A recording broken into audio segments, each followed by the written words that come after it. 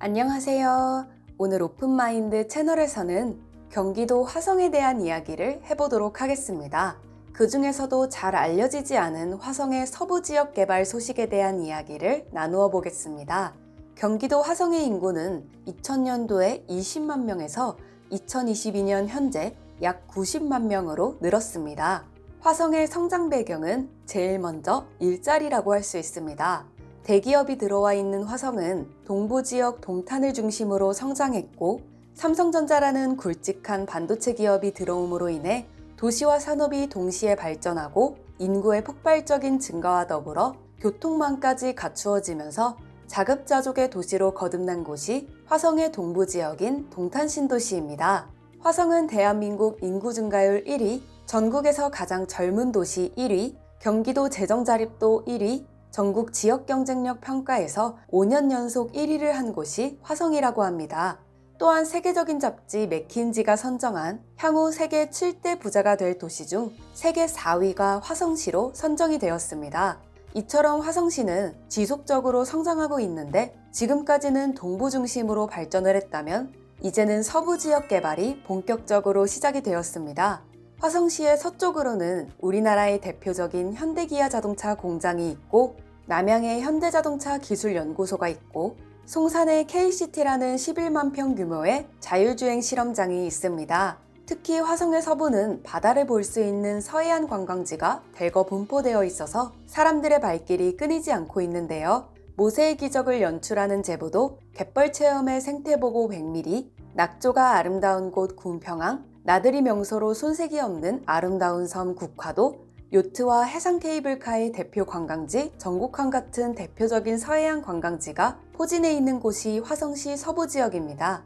특히 화성시 서부 개발의 대표적인 신도시인 송산그린시티는 1700만 평으로 개발되는 면적으로 분당의 3배 크기로 만들어지는 국내 최대의 신도시입니다. 시와호 앞바다를 배경으로 거북섬과 반달섬의 시와 MTV 300만 평의 복합해양 레저 관광단지의 개발은 더욱 송산그린시티를 빛나게 할 재료가 될 것입니다. 국내 최대 크기의 반월공단, 시와 국가공단의 2만 개의 기업과 25만 명의 배우 수요가 이를 뒷받침해주고 있기에 이 일대는 천지개벽하는 국내 최대의 복합 쇼핑단지가 될 것입니다. 송산그린시티 동측지구 세솔동은 이미 개발이 되어 도시가 만들어진 상태이고, 상업지구와 더불어 주거지역 택지들이 건축을 진행하고 있고, 남측지구 산업단지 184만 평은 현재 토목공사가 진행 중에 있으며 2022년 내 산업단지 분양을 목표로 하고 있고, 특별히 이곳은 4차 산업혁명 지원지구 산업단지로서 자동차 자율주행과 관련된 수많은 대기업부터 시작해서 중소기업, 스타트업이 들어오는 산업단지입니다.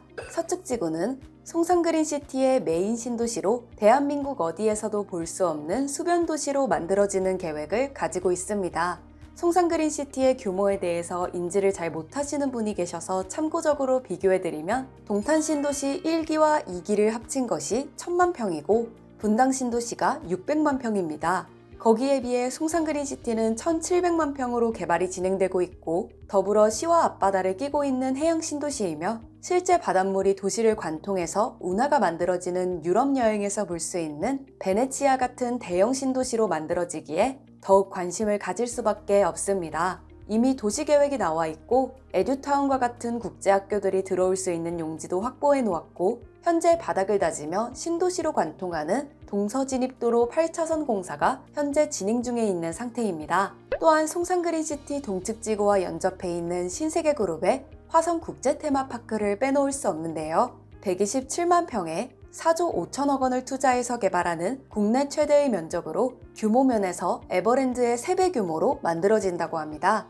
약 1만 5천 명의 신규 일자리 창출과 고용효과 11만 명, 연간 1,900만 명의 관광객이 찾는 세계 최대의 테마관광단지는 2026년에 1차 개장, 2031년에 그랜드 오픈하는 것으로 계획을 잡고 있고, 2022년 올해 단지 내 분양이 계획되어 올해부터 착공한다고 합니다. 화성국제 테마파크는 신세계그룹의 가장 큰 사업 중 하나이고, 미국의 유니버셜 스튜디오를 모방해서 만들어지는 형태이고, 4가지 컨셉으로 만들어지는데 쥬라지 월드, 어드벤처 월드, 퍼시픽 오디세이, 브리겐 토이 킹덤 같은 놀이시설이 있고, 천실 규모의 리조트 호텔, 아울렛, 스타필드, 대형 골프장 같은 즐길거리와 먹거리, 주거 형태의 공동주택까지 지어지는 국내 최초 대형 프로젝트이기에 우리가 생각하는 상식 그 이상의 규모라고 생각하셔도 좋을 듯합니다. 송산그린시티의 사업은 이 모든 것들이 계획에 그치는 것이 아니라 발표는 이미 10년 그 이전에 했던 것들이 이제는 실제 공사가 진행되고 있다는 것에 주목해 볼 필요가 있습니다. 대규모 사업이라는 것이 사업계획 발표 후 계획 단계에서 진행이 안 되는 경우가 많지만 송산그린시티는 현재 진행형이고 공사가 진행되고 있는 살아있는 개발지라고 생각하시면 좋을 것 같습니다. 종합으로 정리해보면 송산그린시티는 동측, 남측, 서측으로 개발 중인데 동측 세솔동 지역은 거의 개발이 마무리되고 있고 남측 지구는 국가산업단지급으로 만들어지며 현재 자율주행 시험장은 오픈을 했고 나머지 산업단지 부지는 토목공사 중이며 올해 분양 예정으로 계획이 되어 있습니다. 서측 메인 신도시는 8차선 도로부터 뚫어놓고 신도시 메인 중앙으로 지나가는 8차선 도로를 연장하는 공사를 한창 진행하고 있는 상태입니다. 그리고 분양은 2024년쯤 계획하고 있다는 소식도 있기에 분양 시 꼭 신청을 해보라는 말씀을 드리고 싶습니다. 이렇게 대규모 신도시, 대규모 산업단지가 만들어지려면 꼭 필요한 요소가 있는데 제 1순위는 일자리입니다. 일자리는 184만 평이나 개발되는 4차 산업단지가 있기에 산업단지 분양 후 기업들이 들어오면 상상 이상의 일자리가 만들어지는 것은 당연지사입니다. 184만 평이 개발되는 곳에 고속도로와 철도가 빠질 수는 없을 것입니다. 그로 인해 2023년 서해선 복선전철의 개통과 봉남, 송산 간 서울 외곽순환도로의 개통을 빼놓을 수 없는데요. 서해선 복선전철은 화성의 서부에 2023년 준공 목표로 국제테마파크역, 송산역, 향남역, 화성시청역 무려 4개의 역이 동시에 만들어지는 초특급 호재가 있고 특히 신안산선과 연결되어 2024년에는 여의도까지 연장선으로 개통이 되어 서울에서 송산역이나 화성국제테마파크까지 다이렉트로 올 수 있는 길이 열려 교통의 중심으로 자리할 수 있는 환경이 되었습니다. 또한 이 철도는 서울에서 홍성까지 복선으로 이어지는 서해선 복선전철이기에 지방에서 송산으로 올라오는 길이 열리게 되어 향후 국제테마파크의 수요에도 지방권의 관광 수요까지 흡수할 수 있는 교통의 요지가 될 것으로 예상이 됩니다. 또한 고속도로 같은 경우도 화성의 동부에서 서부로 올 때 서울 제2외곽순환도로 봉담 송산 간 외곽도로의 개통으로 동탄에서 30분 만에 화성의 서쪽 송산까지 올 수 있는 길이 열렸고 평택 시흥간 고속도로는 4차선과 6차선 도로에서 8차선으로 현재 확장 공사를 하고 있고 비봉에서 송산까지 들어오는 동서진입도로는 8차선으로 이미 개통이 완료가 된 상태이기에 송산그린시티로 바로 들어갈 수 있는 길이 열려있는 상태가 되었습니다. 이렇게 도로와 철도 같은 교통이 건설되는 화성 서부 지역은 동탄과 같은 도시개발이 대규모적으로 일어나고 있고 이런 도시개발과 더불어 화성의 서해안 관광벨트와 결합이 되는 시점에 국내 해상 케이블카 중 최대 길이 2120m로 만들어진 제부도 해상 케이블카가 개통이 되어 관광객 유치로 이어져 더욱 화성의 서부 지역 개발에 탄력이 붙을 전망입니다. 이런 호재가 풍부한 배경을 가지고 있는 또 하나의 좋은 투자 지역을 소개해드립니다. 화성시 송산에서 전곡항으로 이어지는 318번에서 301번으로 이어지는 4차선 도로는 투자적인 측면에서 볼 때 관심을 꼭 가져야 하는 지리적인 특징이 있습니다. 모든 사람들의 발걸음을 대신하는 차량들은 도로를 통해서 이동할 수밖에 없고 이런 이동하는 과정을 경제적인 용어로 차량 통행의 유동성이라고 합니다. 이런 차량 통행의 유동성이 많은 지역의 도로는 다양한 형태로 개발될 수밖에 없고 해당되는 도로 주변의 토지는 직접적인 지가 상승으로 이어진다는 사실입니다. 이곳의 지리적인 특징을 지도에서 살펴보면 몇 가지 아주 특별한 부분들을 발견할 수 있습니다. 이곳은 평택 시흥고속도로 송산마도 IC에서 제부도 해상 케이블카를 타는 곳까지 차량으로 15분 정도 되는 거리입니다. 이곳 맞은편으로 전곡 일반 해양 산업단지가 50만 평이 조성되어 현재 기업들이 입주해 있는 상황이고 산업단지가 50만 평이 있기에 기업에 종사하는 직원들의 차량과 화물차 그리고 관광객의 차량들이 뒤섞여 출퇴근 시간이나 주말에는 막히는 도로가 되어버렸습니다. 특히 이곳은 전곡항이 있어서 요트를 즐기는 인구가 있고 모세의 기적이라는 바닷길이 열리는 제부도 관광단지만의 특징이 있어서 주말에는 몰려드는 여행 관광객으로 차량이 정체되기도 하는 지역입니다. 또한 301번 4차선 도로는 전곡항과 이어지는 대부도가 있기에 주말에는 펜션 이용자들이 넘쳐나는 곳으로 서해안의 대표 여행지가 되어 301번 도로는 여행 관광객과 겹쳐지게 되면 주말에는 더욱 정체 구간이 길어지는 특징이 있는 곳입니다. 이곳을 지나면서 항상 생각했던 것이 이렇게 정체되는 4차선 주변에 카페나 대형 식당 같은 사업을 하면 장사가 참 잘 될 수 있을 텐데 하면서 지나다니던 곳입니다. 이런 곳에 대형 호재가 또 하나 있는데 바로 제부도 해상 케이블카의 개통입니다. 현재 우리나라에서 제일 긴 해상 케이블카는 여수 해상 케이블카인데 제부도 해상 케이블카가 오픈되어 2120m로 바다에서 제일 긴 해상 케이블카가 되었고 케이블카를 타면서 서해안에 떨어지는 낙조를 보며 감상을 즐길 수도 있고 바닥이 투명한 크리스탈의 캐빈을 타면 30m 아래 바다 갯벌을 보며 즐길 수도 있는 관광 테마가 있습니다. 이렇게 대부도, 제부도, 전곡항, 제부도 해상 케이블카로 직결해서 가는 유일한 길목이 오늘 소개해드리는 바로 송산 사강에서 전곡항으로 이어지는 318번, 301번 4차선 도로입니다. 소위 동쪽에서 오는 모든 차량들은 이 도로를 거쳐가야 제부도, 전곡항, 대부도로 갈 수 있기에 지금도 많이 쓰이는 도로지만 향후 더욱 차량의 유동성이 많아지는 유일한 도로입니다.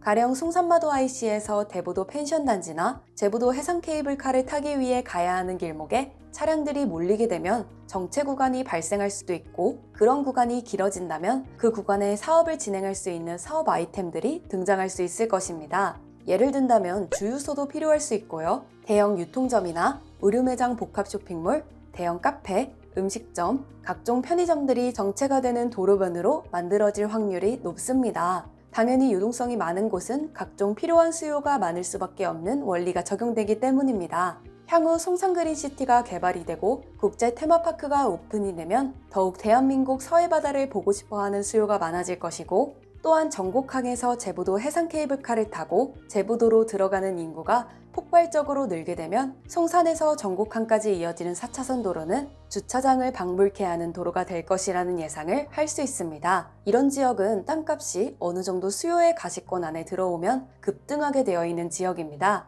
이것이 관광지의 특징입니다. 지금은 코로나로 사람들의 발걸음이 줄었지만 향후 코로나가 풀리고 주변 인프라가 형성이 되면 전곡항, 제부도는 사람들로 넘쳐날 수 있는 충분한 환경을 갖추고 있는 지역이라 기대가 되는 곳입니다. 이 지역을 수시로 차를 타고 다니면서 임장하면서 느낀 점이 송산에서 전곡항으로 가는 방향으로 식당이나 카페가 전혀 없다는 것입니다.